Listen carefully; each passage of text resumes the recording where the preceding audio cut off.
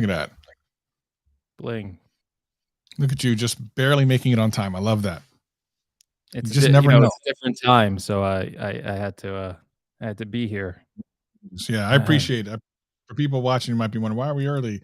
Early because I have a friend in town who only comes into town like a couple times a year. So in order to you spend some could have time with him, skipped that. No, could have, but we don't do friendships No. on this show. Might I be gotta true. format my SD card, so hold on one second. Okay. I don't know if I'm gonna do And anything then we'll crazy. go ahead and get into it.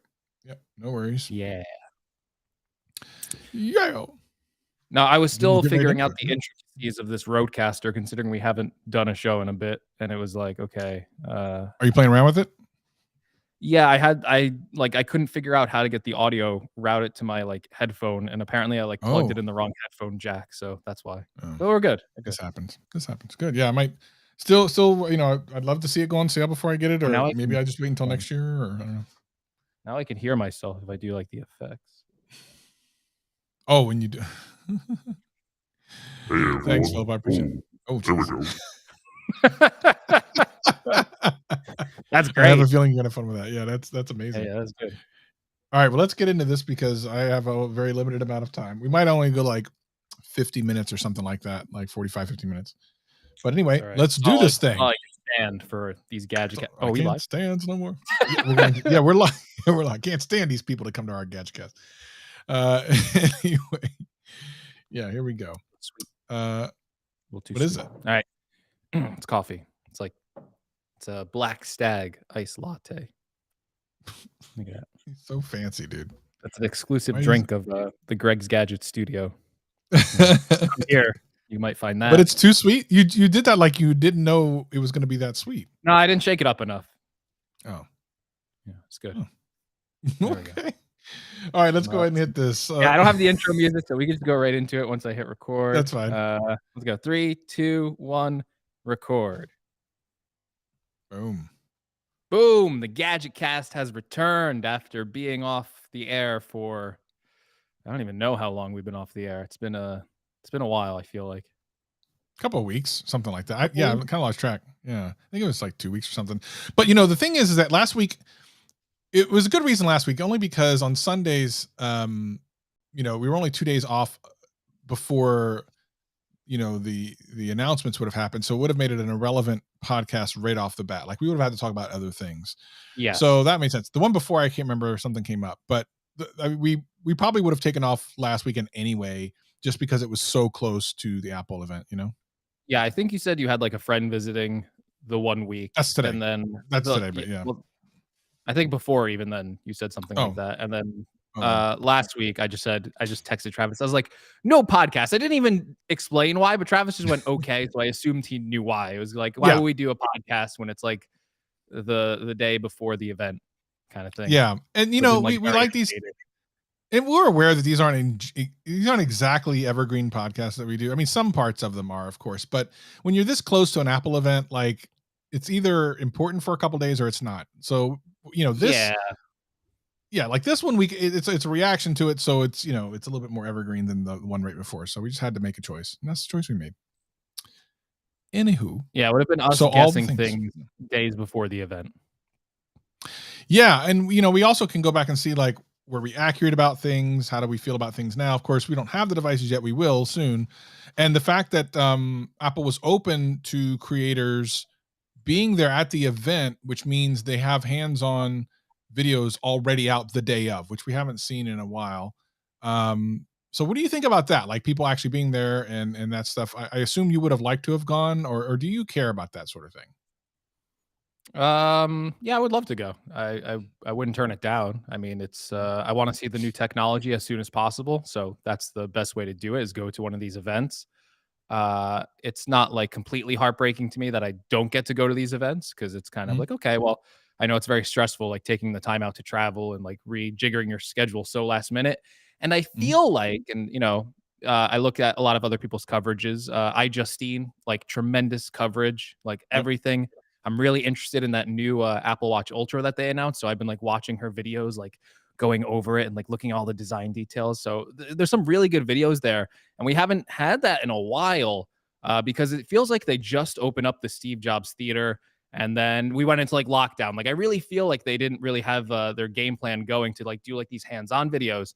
And now that you see that they give people kind of like some like dedicated time, like in like these like it's like a massive void of a room, but they get like time there and they get to like do like these product shoots and everything. It's actually really cool to see that play out when we haven't been able to in quite some time.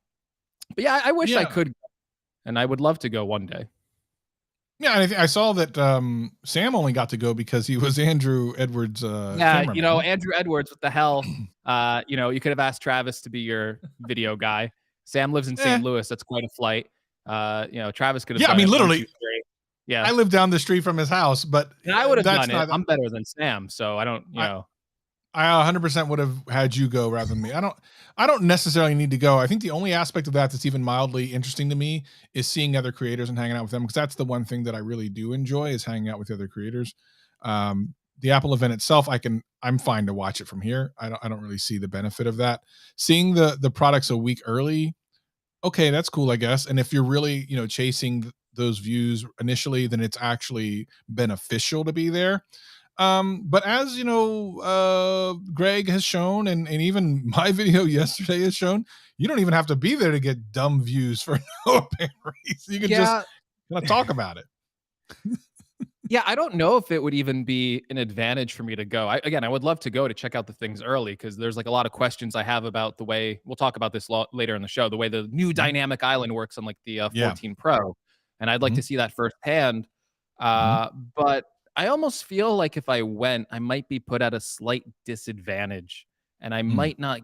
I don't know. I feel like when you're far away, it's like kind of easier to cover things. I feel like you can watch the event and you're kind of not swept up by the you're kind of swept up by the hype, but if you're there, you must be like swept up by the hype. There's so many other Mhm. distractions. There's so many other creators you probably want to talk to. Like if you see like Mhm. iJustine or like Sarah Dietschy, all these people, Marquez, you might want to go up to them and start talking to them, like snap a picture. You see Tim Cook walk by while you're trying to get some coverage of the video. You're like, you're going to get very distracted being in that live event. And I feel like me, I can kind of just sit back, watch the event. I can digest everything pretty easily and I can get a video out faster than these people. Now they do have the advantage of actually having the device, but it's Mhm. weird how I feel like that isn't as big of an advantage as it used to be. I feel like Mhm. years ago when you would have to have the device to get a lot of views for a video, but I feel like people just value the opinions of other people now, even Mhm. necessarily if they don't have the device on hands. They just want to hear the general reaction. Maybe because these products are so mature, we kind of know how they work almost before we can even get our hands on them. But Mhm. I find that people always watch my coverage of the event, even though I technically don't have any like hands-on impressions of these things. They still want to know what I think about these devices or the features, and I find that pretty valuable. If I went to the event, I feel like maybe I would get less views on my video because I would be so delayed in getting it out that I Yep. just feel like the timing of it would be okay. Well, that's 50 other YouTubers uploaded the same thing that you did the day after because that's when you can upload it. Yeah, and for me, like, I don't do as much tech anymore. I actually did upload a video. This is the video I actually talked about a couple of weeks ago on Gadgetcast. I said I was going to do two videos, one sponsored, which has been delayed for a funny reason, and then the one that I released yesterday. But I wasn't going to release until after I got the phone. But then I saw Greg and I a year or so ago talked about a particular type of video to release every year that works really well. And I saw his release, and I'm like, oh crap, I guess I better do my version of that. So I went, instead of waiting the week until I got it, I was like, let me just throw one out. Now you got to remember, I haven't uploaded to my channel in 3 months. That's a long time, especially in tech YouTube. 3 months is like you've given up. And what's interesting is it got the most views in the first like 24 hours of any video I've done in like the almost the first half of this year, like almost this year period. That just shows the interest in Apple and iPhones that, when you the way YouTube works, it's really interesting because I, I I shouldn't have been able to get that many views. I should almost get no views because of the way things work on YouTube, but I got a bunch because the subject is so transcendent. And I was showing someone the other day, if you look at the how many views the Apple event got on YouTube versus the Samsung event, it's night and day. So many people, I'll pull it up to give you the right number. So many people watched the Apple event and are interested in the new iPhone, no matter what tech people think or not is interesting. Like, do we think it's just a mild upgrade? Yes, and it is just a mild upgrade. There are some interesting things we can talk about, but generally speaking, it's a mild upgrade. But to other people in the world, it's a pretty substantial update. And here's the thing. So let's take a look. The Samsung Unpacked event got 14 million views. Now, that's the August one with the foldables. And you might go, well, the S22 or 21 would have more than that because more people are buying that. Well, that only got 9 million. But the Samsung Unpacked event got 14 million views. And that's been since August. In the first day, Apple got 26 million views. So that means there'll be more views coming. It's already doubled the other one. So the interest is so large that even a channel like mine who hasn't done anything can throw something out there, and it'd be dumb not to. So yeah, it's and the interest is there. And I'm like I said, I'm not even really excited about the phone I'm getting, which we can talk about here in a minute. But we should definitely talk about, before we get into the things that everyone's talking about, like the watch and the phone, we should talk about something that almost no one's talking about, which is the new AirPods. Like, you don't really hear many people talking about that. Yet AirPods sell a buttload every single year. What do you think about the new AirPod Pros? Yeah, the AirPods Pro will probably sell more units than the Apple Watch and maybe even more than the iPhone. I'm actually really excited for the second generation, mostly because my current pair of AirPods are kind of like on like their last legs. Like I've just like used them so much that the battery life on them is starting to get like pretty bad, and just like my case is all messed up from using it all the time. I thought it was a very compelling upgrade, though, based on what they said. It's so hard to kind of judge an audio product without listening to it first. But Mhm. one of the features they were going over was like the noise cancellation is 2 times improved. And current AirPods Pro, I think, have really good noise cancellation. I really I can't fathom how it's 2 times the noise cancellation. Like that's something you just got to hear for yourself and see if it's BS, right? Because that sounds so BS to me. It's 2 times better. Really? I won't be able to hear anything if I have the noise cancellation on. So Yeah. that sounds great. The what they did with transparency mode with like this option to kind of like, oh yeah, you're like walking, you're walking, you want to hear everything, but then you're walking by a construction site and the guy has like a jackhammer on. Well, our algorithm smart enough to know like that's a jackhammer. You don't want to hear that. So we're just going to filter that out. Like Hmm. that stuff is very compelling as well. Obviously, they said they updated the sound drivers in them too, so better audio quality. The case having a speaker in it, so if you lose them and you can play a sound through it. A lot of quality of life improvements that I think are like really compelling. The interesting thing when they were doing this event, which surprised me, they said AirPods Pro was their most popular pair of AirPods. And that was Hmm. crazy to me. I did That is not crazy. expect that. I thought the cheaper AirPods would be more popular. And it's kind of crazy that more people buy the Pro models. They're not cheap. They're $250 for Well, that to be their most popular set of AirPods okay, is but hold legitimately on. insane. But hold on, Greg, because sometimes the words they choose are really the important thing. Now, anyone who hears that thinks sold the most.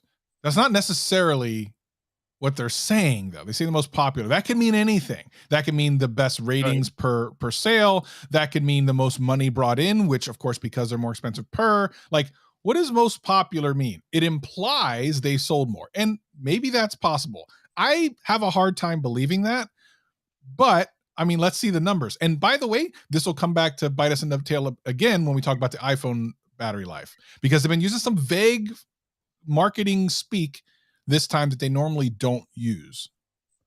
I'm just gonna take them at their word for it, like based on past things they've said when they say like the MacBook Air is their most popular MacBook. I think that just means in That I terms of believe, unit yeah. sales. But you're right. It could mean yeah, these are the highest rated pair. These are the pair that people wear most often, as in you know what I mean. So there is a bunch of things around it, but just in general, the update to AirPods Pro 2, obviously, again, it's so hard to judge an audio product by looking at it, but all the improvements that they made, I think were like the right improvements that to make better sound quality, uh, better noise cancellation, tweaks with the features with transparency mode, the Find My features now with like this huge like with like their big AirTag network.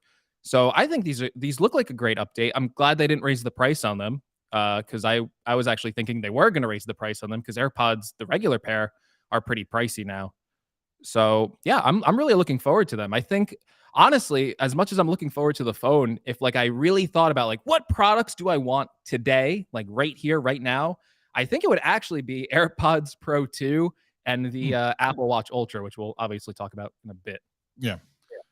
So AirPods Pro, my biggest thing that I don't like about them is they never really stay in my ears. I've tried a lot of different ear tips and everything. They just don't Do you stay in think my ears. the new extra small ear tips will help, or do you think it's like you need a bigger size? That's the thing. I don't know. I don't Yeah, know what the issues. I've even tried like little ear hooks and stuff.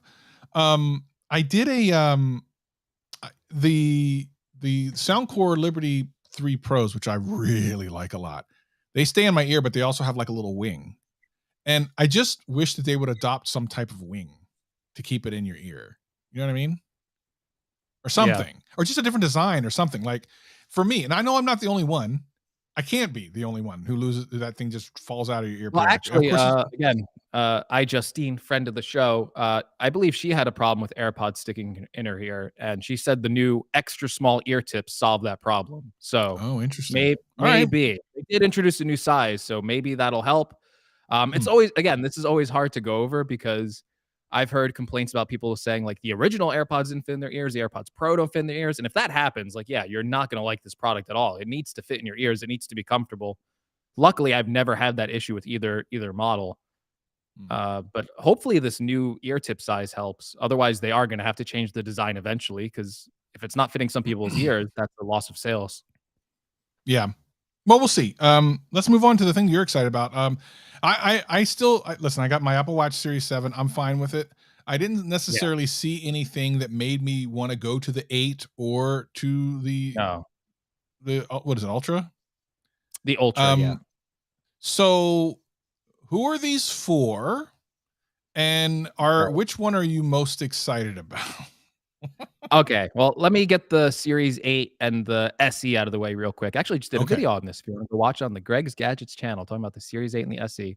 The Series Mhm. 8 for people like me and Travis, I think is, it's an upgrade you shouldn't buy because they Mm, introduced, like, a new body temperature sensor. It sounds cool, but it's mainly the and this was actually surprising to me, it's mainly for, like, women's health. You would think, "Oh, normally body oh, temperature yeah. sensor, yeah, I could look at my temperature. I could see if I'm Mhm. sick," and that's not what they talked about at all.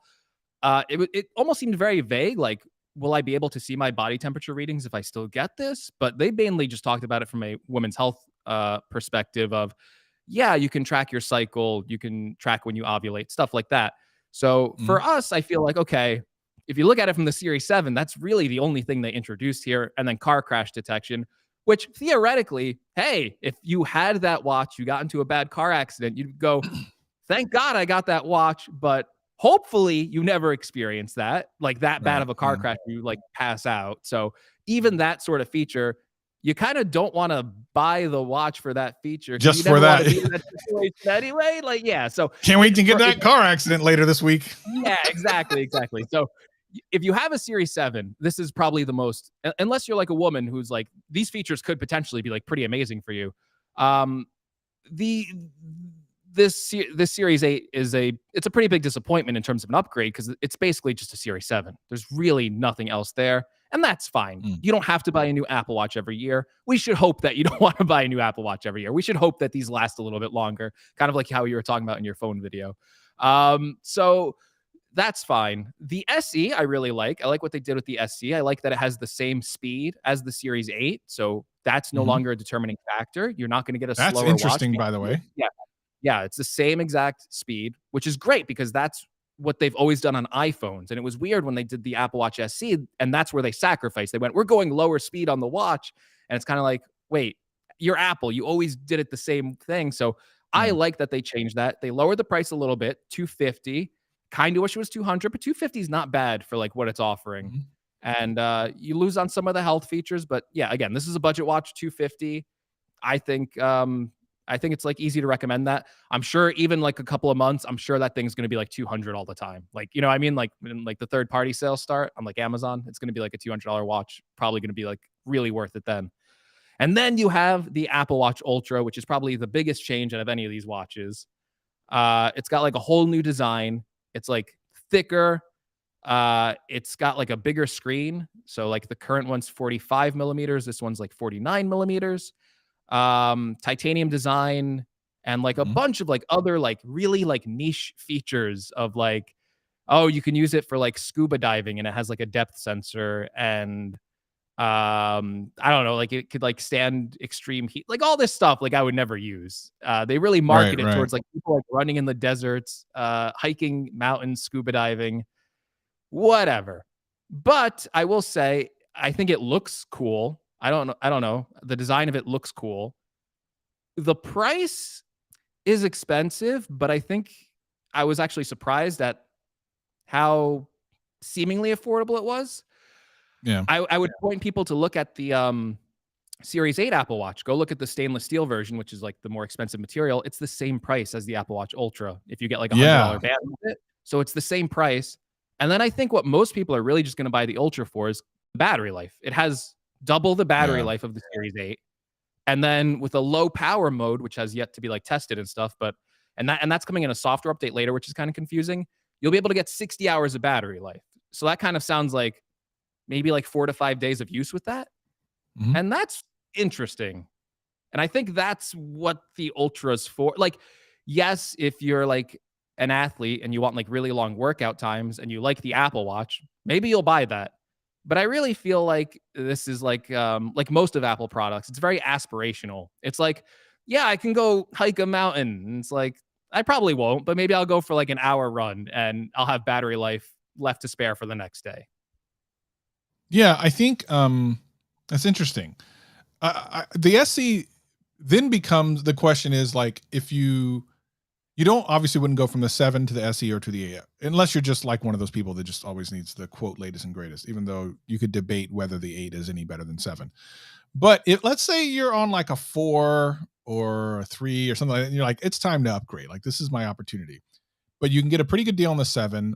Or like what's the difference between like the 7 and the SE? Is the SE better than the 7?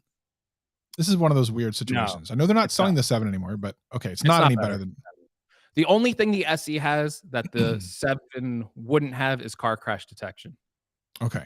But That's it. if you have an iPhone 14, then you already have that.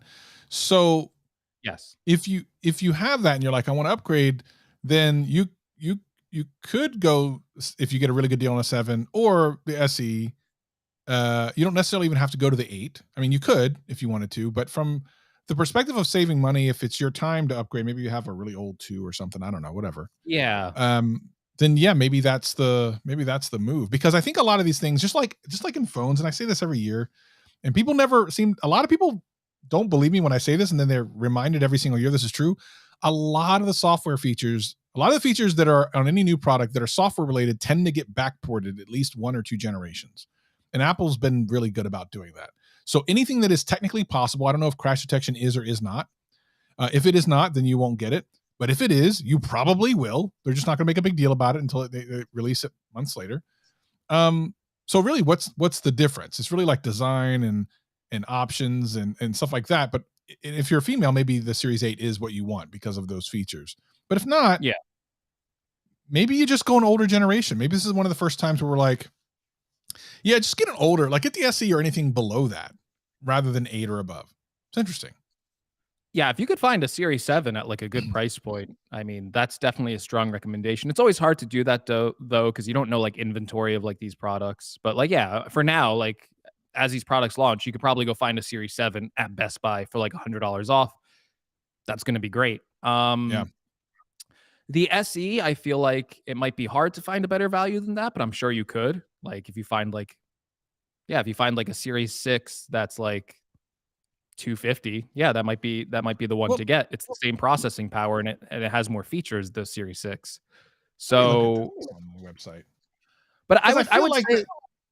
I Go feel ahead. like the SE is for like, hey, this is my first Apple Watch. I don't know if I'm gonna like an Apple Watch. Let me try out this Apple Watch SE. It's $250. Or hey, I have a lot of friends like this too, like who aren't like tech people. Like this is how I like gauge like information like this. I have friends who it's like, yeah, I'm still on the Series 1. I'm still on the Series 3. I'm not Yeah. upgrading yet. And it's like, okay, maybe the Apple Watch SE is a good upgrade for them because obviously none of these features compelled them yet. They're very price sensitive to these things. They don't want to spend $400 on a watch. If they can get the watch with the same processing power and a bigger screen than their older model, that's probably a smart upgrade move. All right. I got the comparison up on the Apple site. So let me real quick run through this. So we have the 8, the SE, and the Ultra. Now, obviously, the Ultra at 800, starting at $800. We're not even going to talk about that because that's for a very specific group of people. Let's just talk about the 8 and the SE and like the $150 difference between them. And you know, it's up to you whether or not this is something that makes more sense to pay the $150 more for or not. So for the Series 8, it comes in the 45 millimeter or 41. The SE comes in 40 and 44. Both of them are swim proof. Only the Series 8 is dust resistant, which I thought is interesting. That's an I interesting wouldn't I wouldn't even like buy my watch based on that. You're not gonna have a yeah. problem. Yeah, probably Unless not, you but it live is in an like the interesting desert, distinction. okay? Like I really don't know, but It's an I think interesting it's like distinction. Oh, it is, it is. Saren Bites actually says the Series 7's $299 refurb on Apple. That's a great deal. Now, here is a difference, whether or not it makes a difference to the person, because may or may not, maybe you're not used to it. Always on Retina display for Series 8, and then just a Retina display for the SE. So no always on for the SE. That is actually a difference. And another difference, no blood oxygen or EKG on the Yeah. SE. So if you are health conscious, and remember, I told you one of the reasons why I'm using my Apple Watch was because of my health issues and stuff. Not terrible health issues, but at least the things I was paying attention to. That actually is a big deal for me. For someone like me, I would be like, okay, that is worth the extra $150. EKG, especially when you see how many people's lives have been saved with that thing, it's kind of like I'll spend the extra $150. You do still get the high and low rate notifications and the irregular Yeah. rhythm notifications. I think the SE has like the most important health features that Yeah. like the EKG maybe, but like the blood oxygen sensor, I've used that for 2 years. I've never found that helpful. But I know some Helpful. Yeah. people do. I know like my friend has to measure his blood oxygen, so maybe that's different for him. But like hopefully like most people out there don't need to do like these more advanced health things. What they Mhm. need is like activity tracking, a heart rate tracker, and the like actually I think one of like the biggest life-saving features for the Apple Watch is stuff like the fall detection. And I'm sure this new car crash detection, if it works well, like you just look at how many automobile accidents there are a year in the US, that honestly might be their number one life-saving feature. Like we might Yeah. hear like a ton of stories about that next year. And they're both on both the SE and the System 8, all those things you mentioned. Yeah. The only other difference is that temperature sensing. They both do have cycle tracking. The 8 has a retrospective estimates thing and the temperature sensing. But to your point, the fall detection and crash detection are both on the SE. Yeah. You know, So and I we'll see. brought this up in my video. There's something I think a lot of Apple Watch owners are going to use, and this actually comes to any Apple Watch that's Series 4 and above. It's their new low power mode, and that's going to double your battery life if you do that. So it should give you like 36 hours of battery life.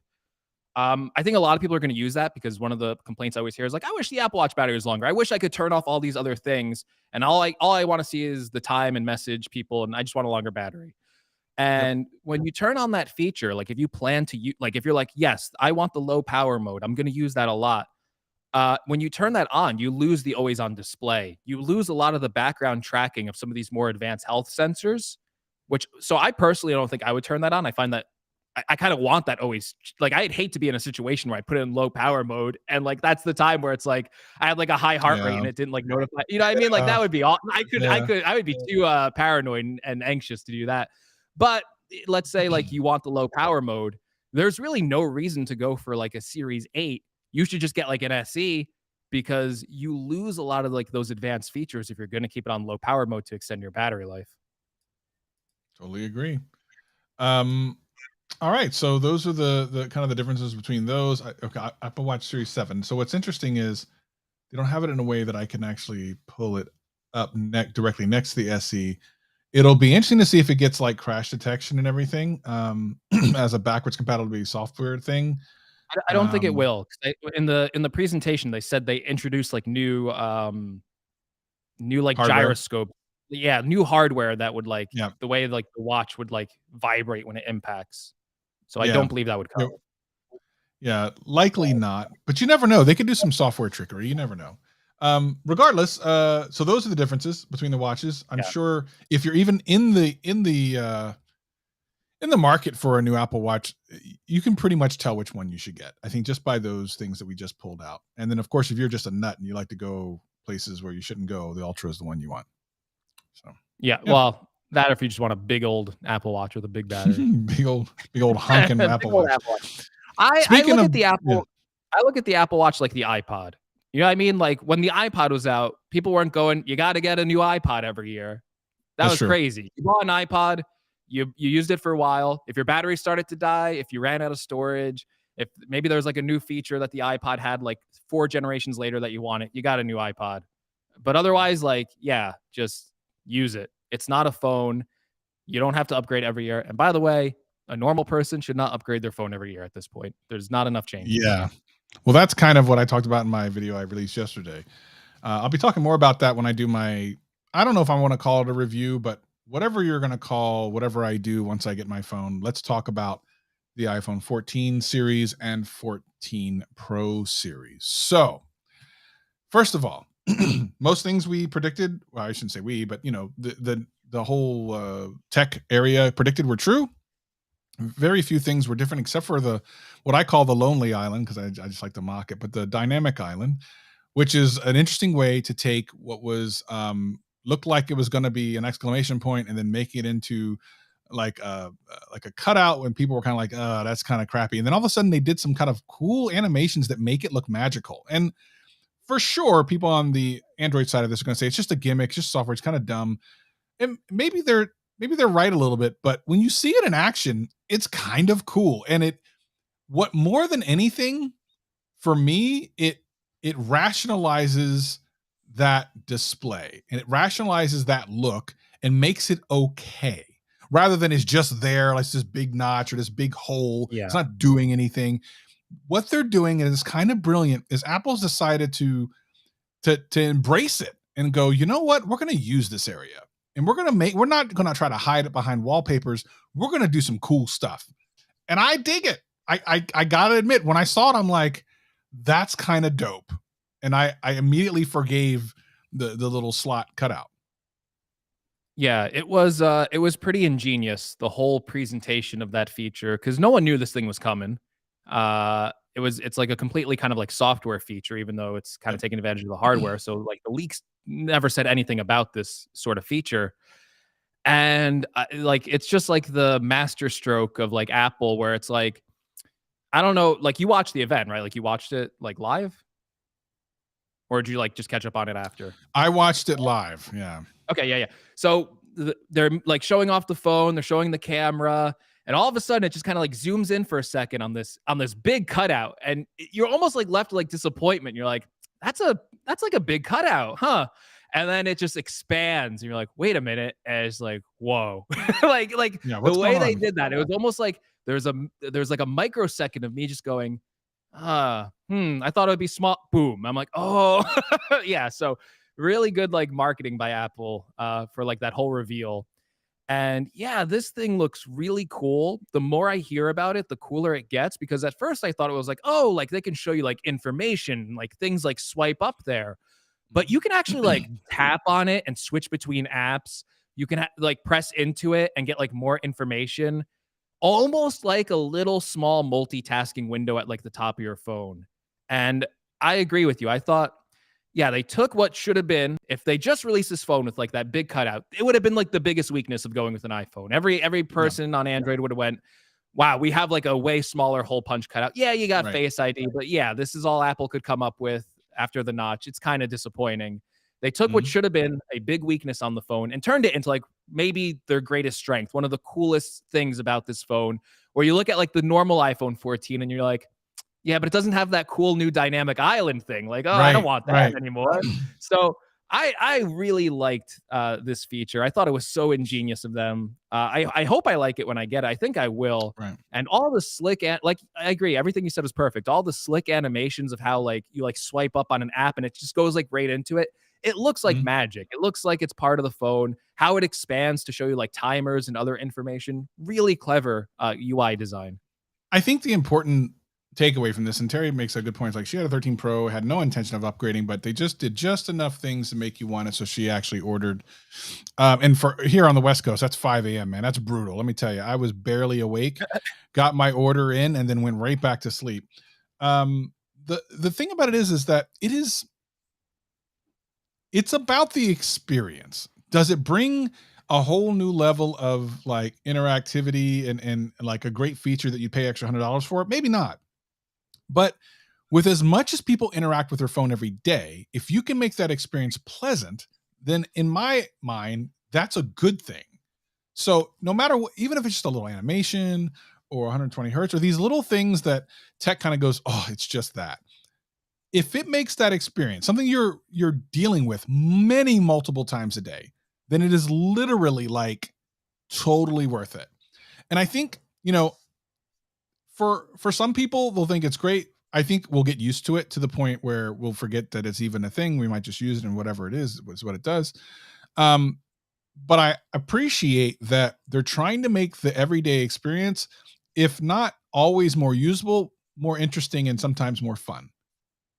Because again, if I'm dealing with this thing so much, make it something that's not boring or terrible. So we'll see what happens if they allow like third parties to mess around with it or whatever. But on the again, it was something that was going to be nothing. It was just going to be a big hole. They're doing something with it, and it's hard to hate on that because otherwise we'd just be looking at a black hole, and it's like, okay, it doesn't do anything like anything else that's out there. So I dig it. Yeah, We'll see. it's one of those, like, as someone who's used, like, Apple products for a while, it's something that's, like, playful, and it's like, "Okay, that's really cool." Like, you wanna go and use it, and Apple's always traditionally been pretty good at that where, a lot of, like, other software, like Windows or Android, they look at it, from, like, a practical standpoint, like, "Well, who cares?" And it's like, "Well, but you don't get it." Like, this is something you Yeah, use, seeing the animations come out of that thing, it just triggers something in your brain where you're like, "Oh, wow, like, that's cool." And yeah, that it makes you enjoy using the product more. When you use a product that looks nice or operates in a way that's, playful or clever, that just hits something in your brain, and you're like, "That's really nice." So, yeah, I hope I like it when we get the feature. I really that is the thing about the iPhone 14, Pro that I really wanna play around with that really seems unique and different, and that's probably, like, one of the biggest shocks of that whole event was just that. Again, I agree with you, though. It's like, we'll probably get used to it in a month, and then it's like, yeah. And was then it it's like, who cares? life-changing?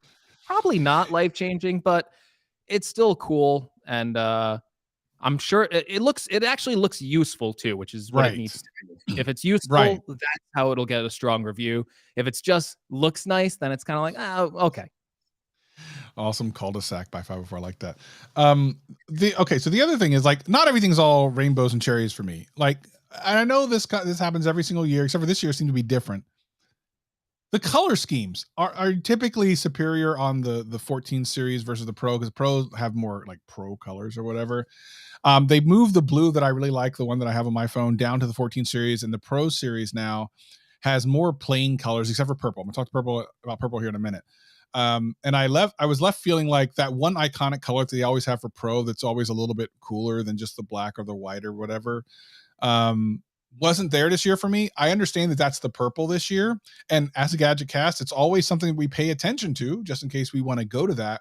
But because of the way Apple's colors work, and I mean this on their iMacs, their iPads, everything, you can't really go by their marketing pictures because it's always different in person, like almost universally. If you think about the iPads over the last couple of years, the backs of those have looked slightly different. Even the iMacs look slightly different in person than they do in marketing papers. That I couldn't make an educated, I could not order the purple 14 Pro Max because I couldn't tell what shade of purple it would be in my hand. Not what it looks like on the Mhm. screen, but in my hand. I don't know what it looks like. So I went with the silver, which is like the most boring color iPhone I've ordered ever. And I'm kind of frustrated by that, but it kind of is what it is. Like I wanted to go for the purple just because it's different and it's cool. But again, of course, I'm gonna put a case on all this, so it doesn't really matter. Probably Yeah. not. But that always bugs me that a lot of times there's a color in the base series that I actually like better than any of the pro colors. That was definitely the case this year. And by the way, I would have Uh, totally gotten a purple iPhone if the purple was the right shade. yeah, I agree with you. I was really debating last minute of going with silver or purple, and I was like looking at it. I was trying to look at like the hands-on videos. Some of the hands-on videos I'd see, I go, "Oh, it looks kind of bad."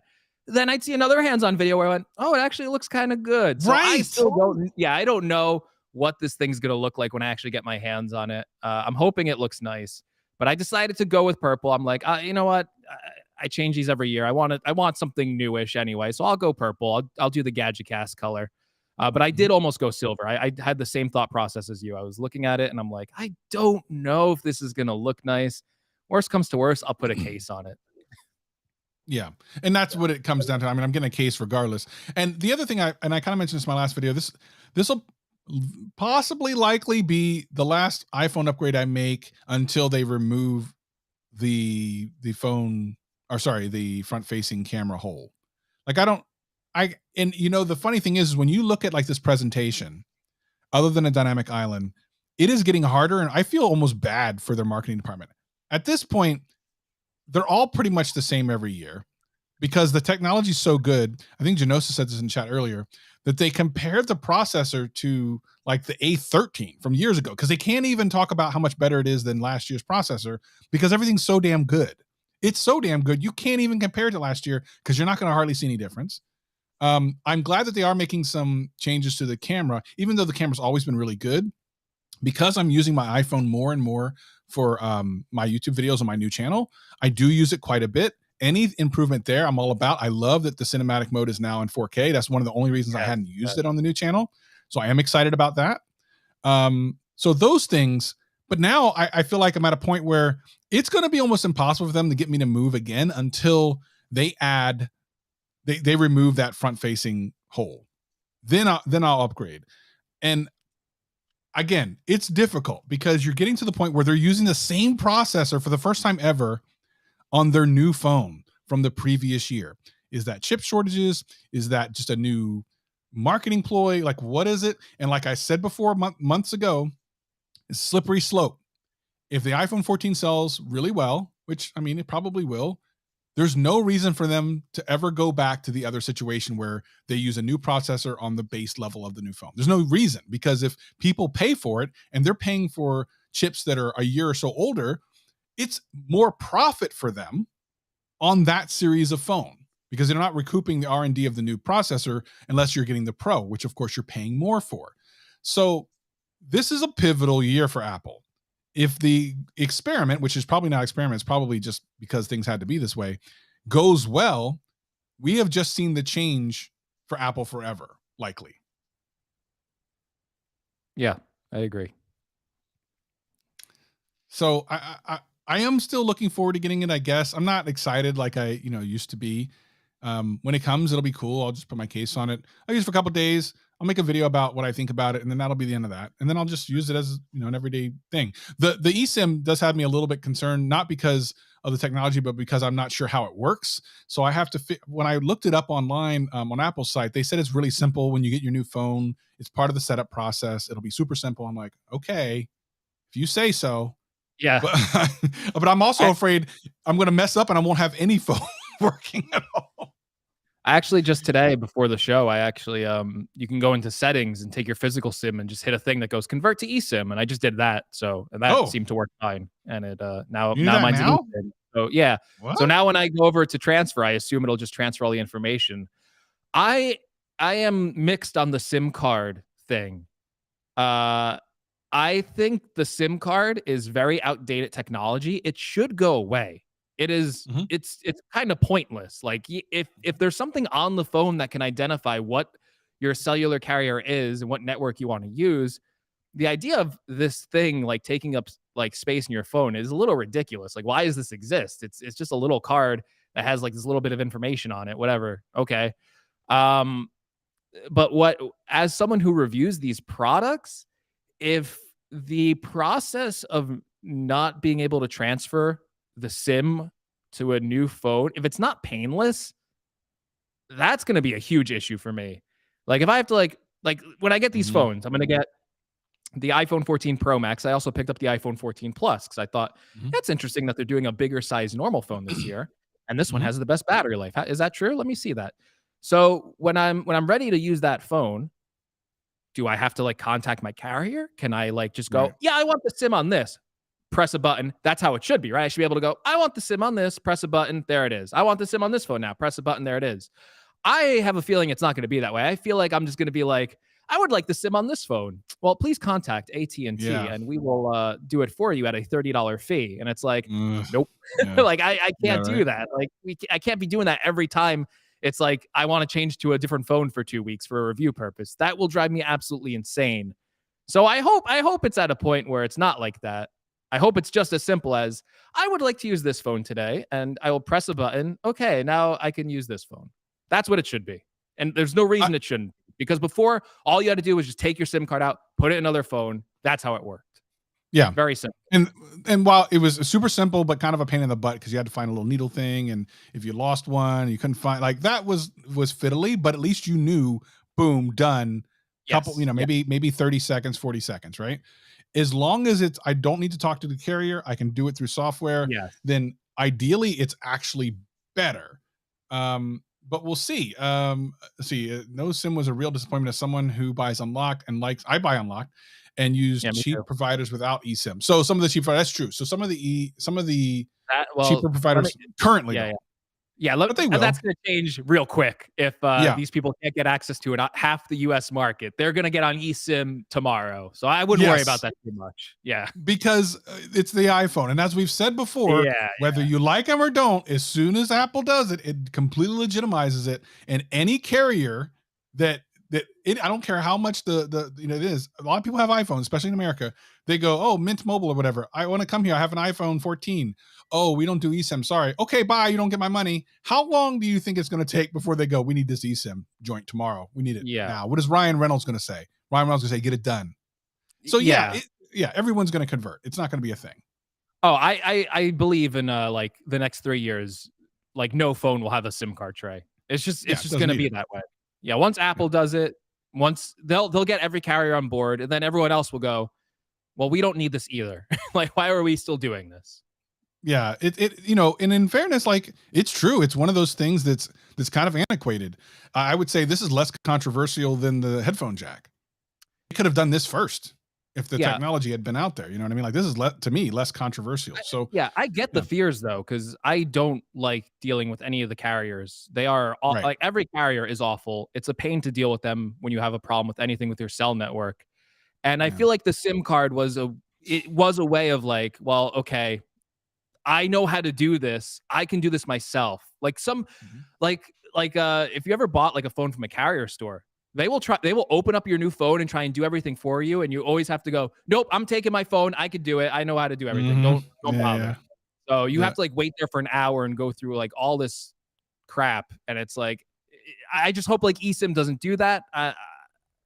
I don't know. It's going to be a weird process. Hopefully, it's not.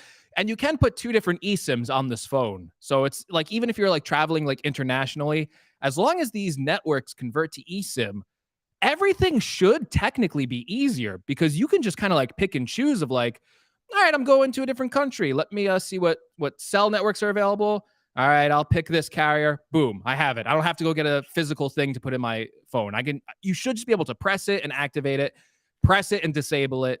That's how it should work. That's what the mhm. technology is. It should be better. This whole process should be better. I personally just don't trust the carriers to do that. I trust Apple, like, yeah, that we made this great process, but the cell carriers, they want this. There's something bad. Yeah. We'll see what happens.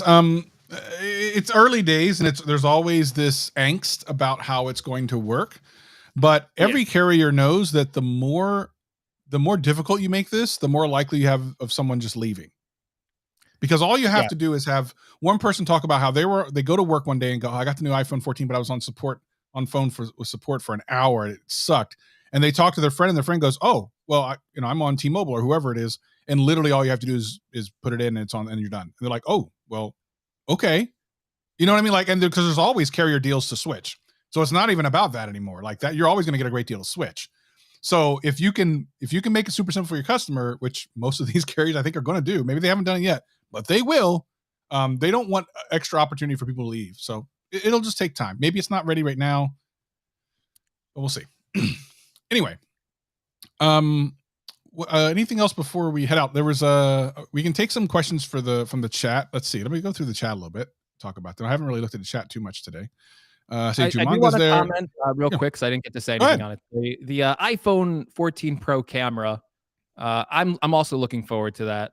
That action Mhm. mode they showed off looked really cool. Oh yeah, yeah, yeah. Like the stabilization, I was thinking like, oh, like you could probably get in some like nice, like really smooth, like kind of like dolly shots. I'm sure like for like your new channel, you could probably take Mhm. advantage of that kind of Yep. stuff, like make it look Mhm. really cool. The 4K cinematic mode, I think that's a huge upgrade. I like the cinematic mode last year. They actually made some improvements to it in iOS 16, but it always just still looked like a little too soft if like you watched it on like a TV or a bigger screen. So I was waiting for Mhm. that 4K, and Yep. I was almost like pleasantly surprised because I didn't even think they do 4K this year. I thought that would take a little bit while longer, but we have that now. And then the 48 megapixels. I hope it's a huge jump for photo quality. I really don't know what to think yet. Android phones have had this for a long time. These higher megapixel counts. Apple's taken quite a while to introduce this to their phone, so hopefully that means they are really confident in it and they're doing some really cool stuff to really take advantage of all that extra information they're getting out of the sensor. And then I do like that you can go into like Apple ProRAW if you because as a normal person, if you get this camera, your photos are still technically going to be 12 megapixels when they come out of the camera. Because Mhm. if you took 48 megapixel shots every time, your phone storage would be done. Like it'd be over pretty quickly. So they do have to balance that out, and they're gonna kind of like I guess they like stitch them together to make like a 12 megapixel photo. But you can go in and do like the Pro Raw and get the full readout of the sensor. So you might actually be able to get some like really high resolution shots and maybe like take like a picture and like I don't you'd be able to blow that up pretty big. I think they even showed like that in like their ad. Like you can like hang that in like a very big photo size. So that's gonna be I'm looking forward to testing that out. That's kind of like the story every year. It's always like, yeah, the camera, that looks cool. So Yeah, I feel let's like see that's the if same. it actually is. Yeah, yeah, exactly. All right, let's see. Jay Maga's here. Good to see you. Danny Black is here. Thinking of trying a refurbished iPhone 13 and trade my 11 in. It's not a bad deal. Some people asking about trade-ins for Apple. They're doing some pretty good trade-ins. I think I got 750 or something for my phone. If I wanted to go through my carrier, I think it goes up to 1,000, but it seems like an extra step that I don't really want to take. Let's see. Exactly. It should be. No sim was a disappointment. Okay, so we saw some questions about. Well, what about if you go overseas because of the eSIM, and not all the carriers over there have eSIMs? Listen, it'll be painful for a little while. It will not last forever. At some point, it will. Although they said, here's an example. I'm on Mint with eSIM. If I change devices and it's less than a year, I have to pay $3 for the privilege. Oh, and get the carrier to issue a new eSIM for you. I mean, again, like I said, for the short term, it'll be painful. Once it's the only thing to do, it will not be painful. It'll probably be easier. So it'll be pain for people who travel a lot in other countries. So countries carriers don't support it. Again, for the short term, it'll be painful. After a while, it'll just be the norm. And then let's see. Oh yeah, the SOS service, which we didn't really talk about. The one thing that's interesting about the SOS service, which sounds amazing, is you don't have to pay Oh for it yeah. for 2 years, but how much is it going to cost after that? I don't know. And Now, is it going to I be don't one of those won't need it. things? Yeah. Yeah, I won't need it because I'm not going to go crazy where there's not cell service. But what does that cost? I wonder.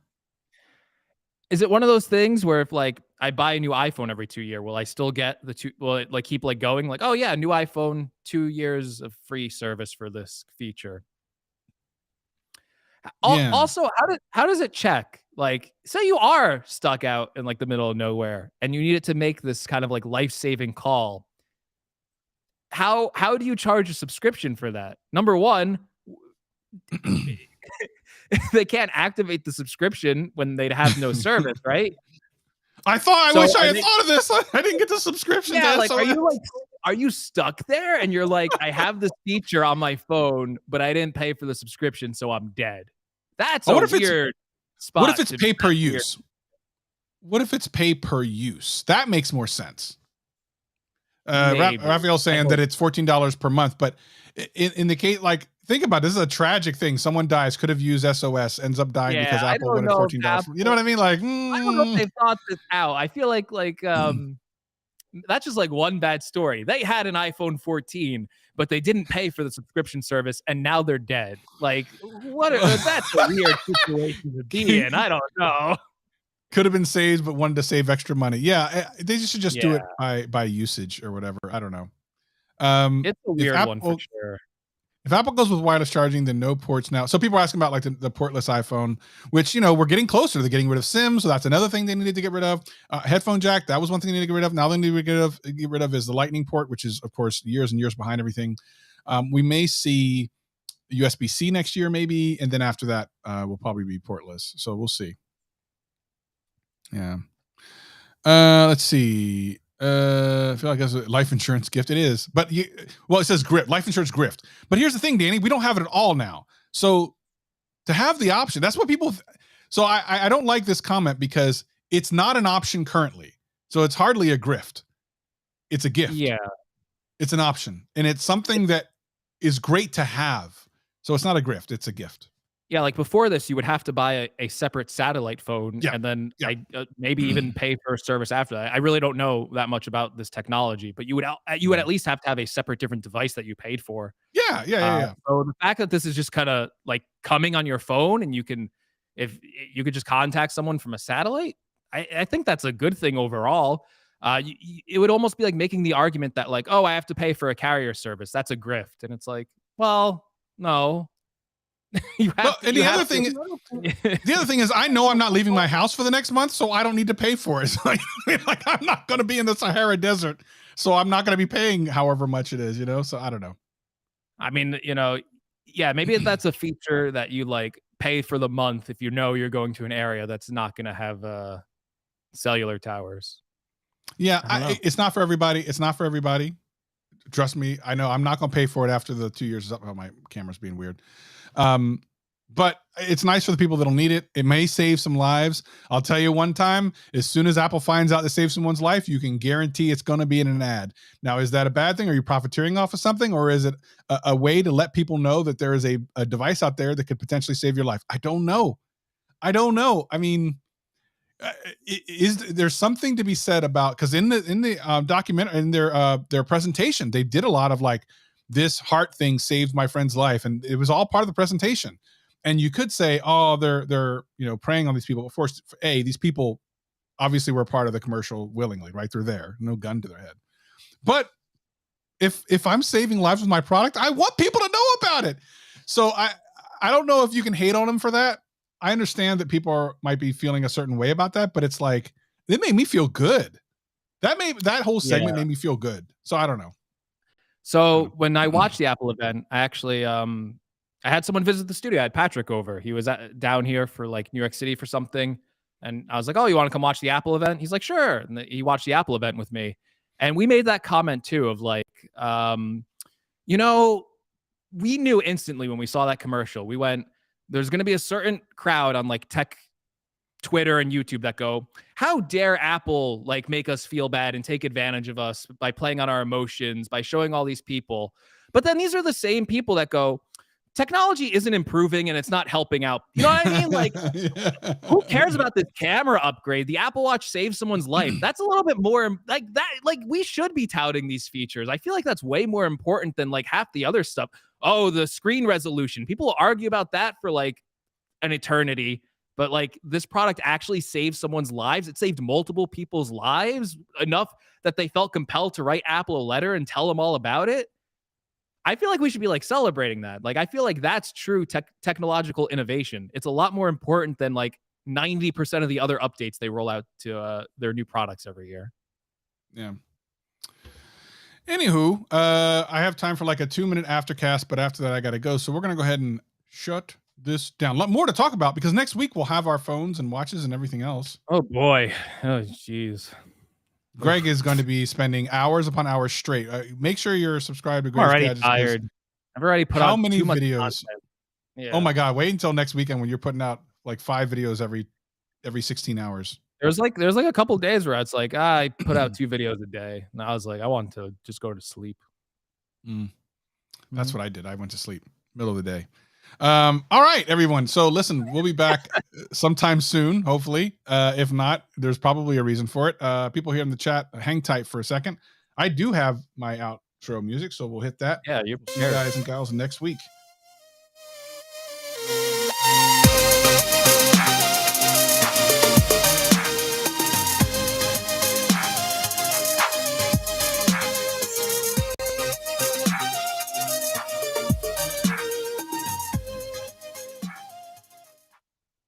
All right, real quick, just a couple things. Just real quick talk about what people say in the chat. Elizabeth says someone has to check the battery in a mountain. I was out skiing, cold. Well, I mean, you're in a situation where you didn't have an SOS option anyway, so hopefully it'll work. If it doesn't, you're in the same situation you would be in if this technology did not exist. So I stop want to going share to this with mountains where your phone I doesn't want to work. share this with Travis and I Okay, guess go the ahead. Gadget Cast audience. Go ahead. Travis, September's a little crazy for this coverage and stuff. For like views and stuff, right? Mm-hmm. I've done like a lot of like videos that have done like pretty well, like this past month, right? Yeah. Mm-hmm. Yeah. You know, my last video I released is an 8 out of 10. Oh, really? But guess how many views is an 8 out of 10 for this period, which is After weird. how many hours? It's been 2 hours and 50 minutes. Oh, well, geez, that's still new. Yeah. Oh, geez, I don't know. What is it? I feel like this is why tech YouTubers get like depression like in January. An 8 out of 10 for me is apparently 10,000 views, which is pretty Whew, high. wow.